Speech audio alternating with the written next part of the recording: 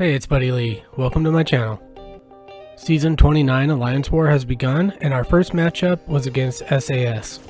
I'm going to be starting off on Path 5 in Section 1, and this first fight's against HitMonkey. I go ahead and boost up and drop an invulnerability because this HitMonkey is very unforgiving to mistakes, and I'll try to get 3 fights out of it.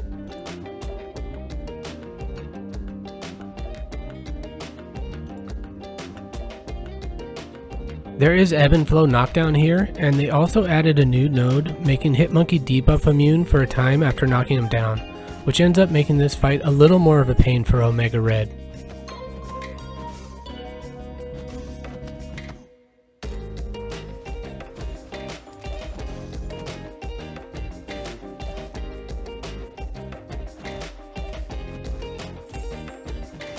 So you see, I go for the knockdown to apply degen and it doesn't stick, so I don't get that benefit and I still have to deal with his evade. So I'm just going to ignore the ebb and flow knockdown and it's going to be a little bit of a slower fight.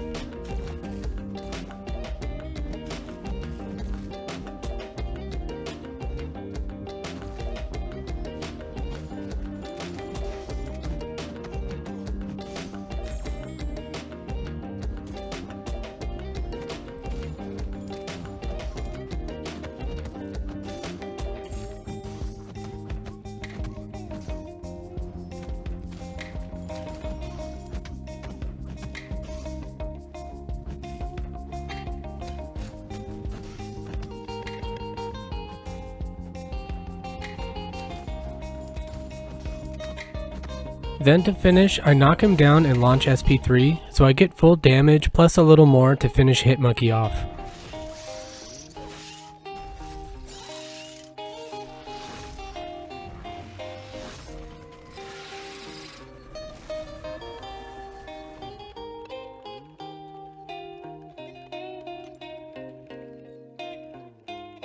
This next fight against Professor X, I'm going to be using Guillotine 2099 to ramp her up since I'm going to need her later for a Kitty Pride fight, but I really try my best in this fight to mess it up.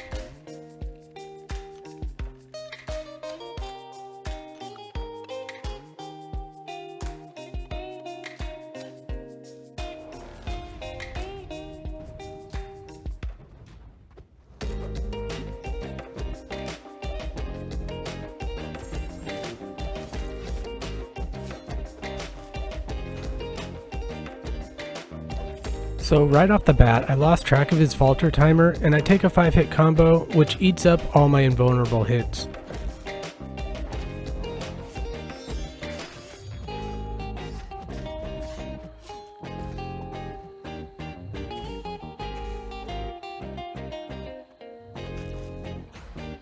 Then I go and do the same thing again, but this time my invisibility cloak saves me from taking too much damage.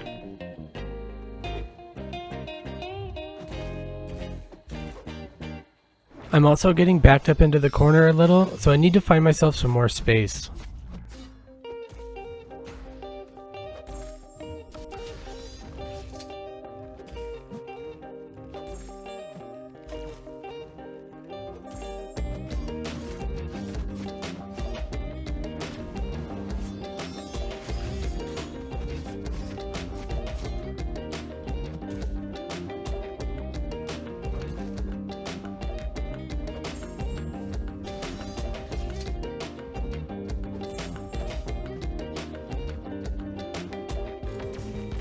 This fight feels like it's taking forever and I just want to get out of here. It's pretty funny because this is one of the easier fights that I have in this war.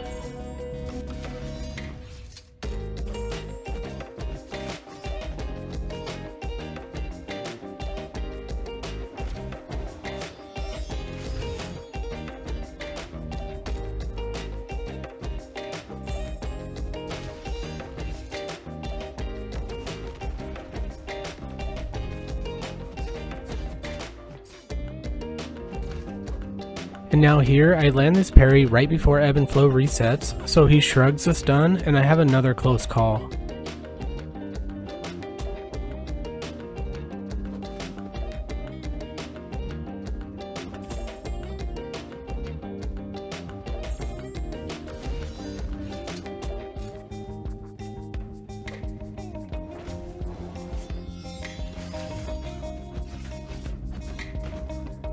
So I make it through this train wreck of a fight and I get guillotine ramped up, so crisis averted.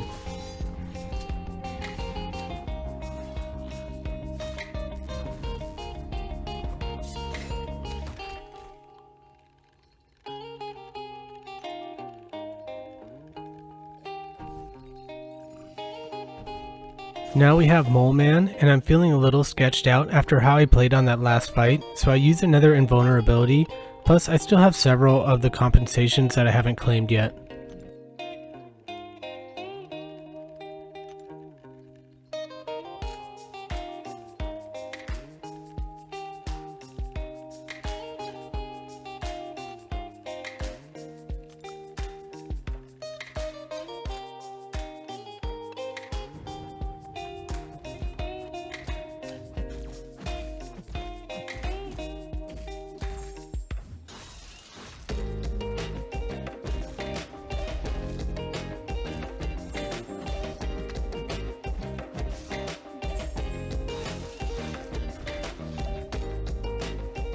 Omega really handles Mole Man so well as long as you can lock some spores in, and this fight goes very quick and easy.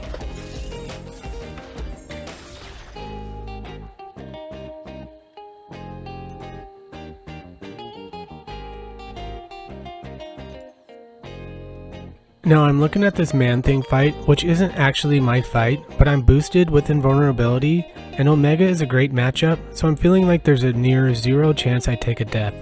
So I jump into it, which is a bit of a no-no to do, and I actually got a bit of talking to, which is totally understandable.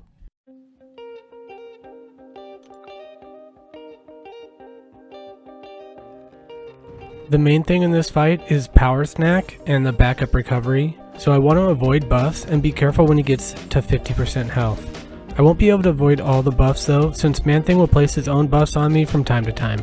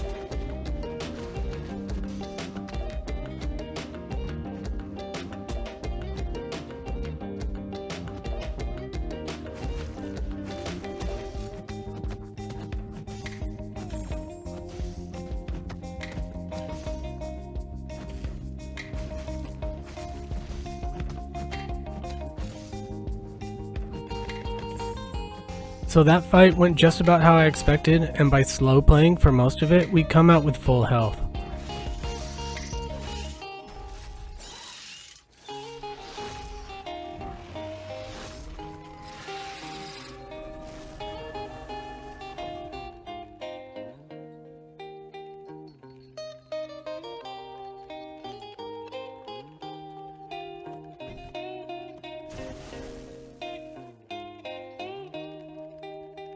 Now we're going up against Mixmaster Nick Fury, which is a pretty common occurrence.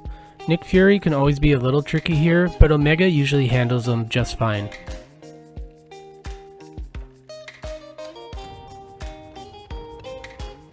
So I always want to stick with medium light combos and heavy attacks, and then let the spores do most of the work.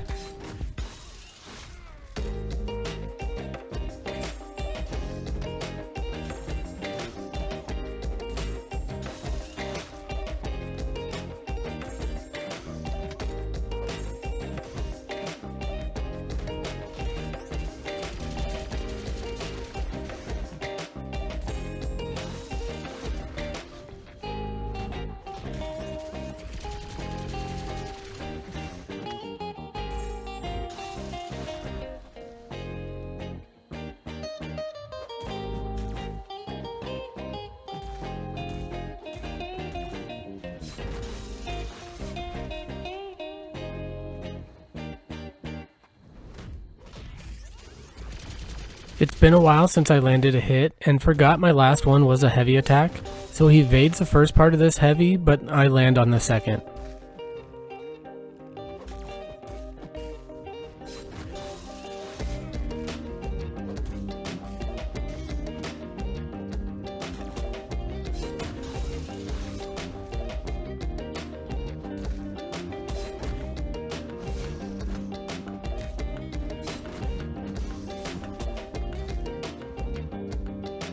I'm starting to feel the block damage a little here, so I see if this SP3 will finish him off.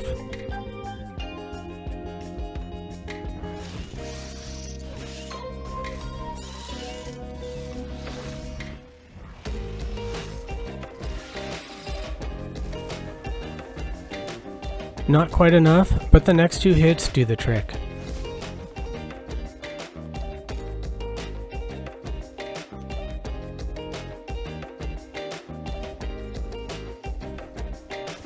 Now this Jabari on Footloose and Kinetic Transference nodes.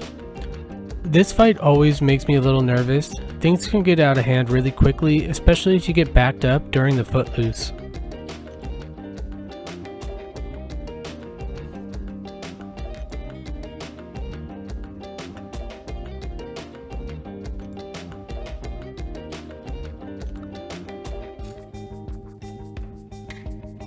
Jabari will cleanse the first parry of the fight, and then it goes on cooldown.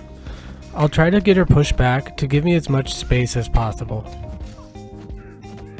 So this is a really good start, but I need to avoid any blocks while baiting SP2 or she'll get her SP3. And that's exactly what happens. But on the bright side, I do have my invulnerability, and I think I'm going to be using that for every time I do this fight.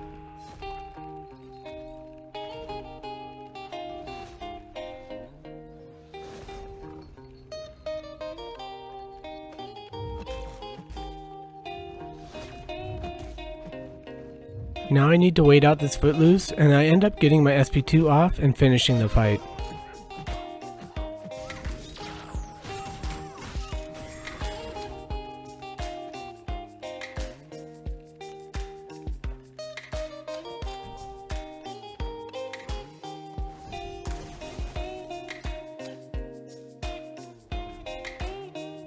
We continue with Path 5 in Section 2, and next up is Ebb and Flow Intercept Terrax.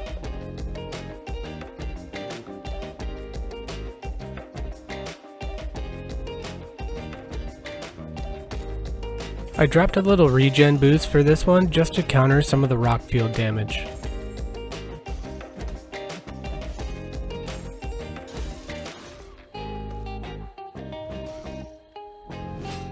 I'm kinda ignoring the ebb and flow intercepting for the most part until I happen to see a nice opportunity. Omega will melt him down over time either way.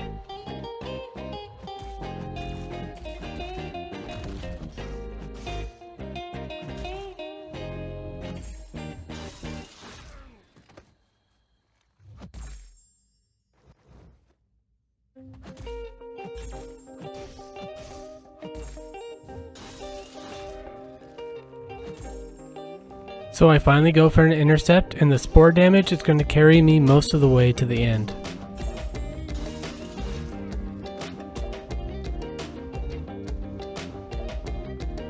Then I toss off SP3 before the ebb and flow resets, and we're golden.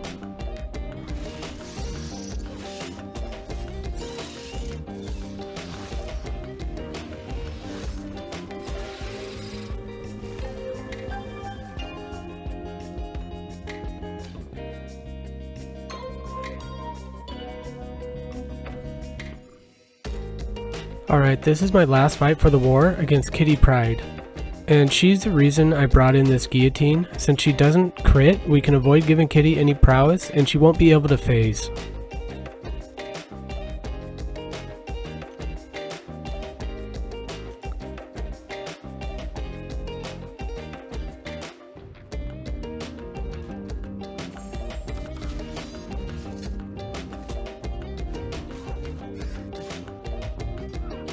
Kitty's SP1 is a little unnerving to punish with her dragon flying off afterwards, but it doesn't actually hit you, so you're safe to do it.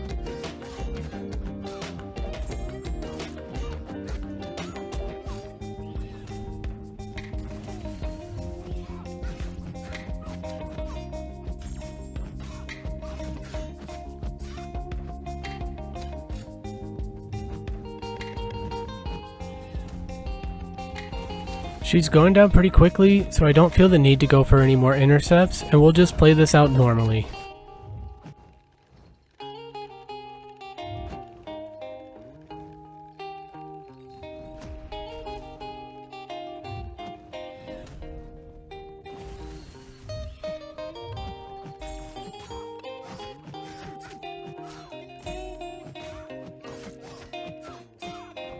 So that was it for my war. 8 fights straight up the middle. Things got a little interesting on a few occasions, but we made it through it with 0 deaths. So let's take a look at the results. We did get the victory. We won by 4 attack bonuses, and we had 12 deaths to their 16. I think a little more than either team was looking for. I did manage to sneak into the MVP 2 spot, which was cool, along with Karate Mike and Mad Cat. Well, that's it for this video. If you liked it, make sure to give it a thumbs up and subscribe, and I'll see you guys later.